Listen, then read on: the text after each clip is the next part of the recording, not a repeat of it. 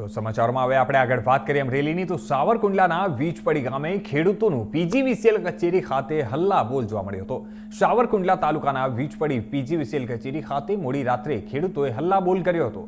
જણાવી દઈએ કે વીજપડીના મઢડા ફીડરમાં લાઇટના ધાંધિયાથી કંટાળે અને ખેડૂતો ચિંતિત બન્યા છે।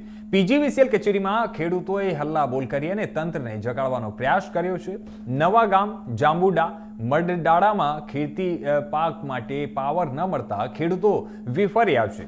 મોડી રાત્રિના પીજીવીસીએલના અધિકારીઓને રૂબરૂ બોલાવી અને આવેદનપત્ર પાઠવવામાં આવ્યું છે અને ત્યારે જણાવી દઈએ કે તાકીદે પાવર મળવાની ખાતરી પણ અત્યારે આપવામાં આવી છે।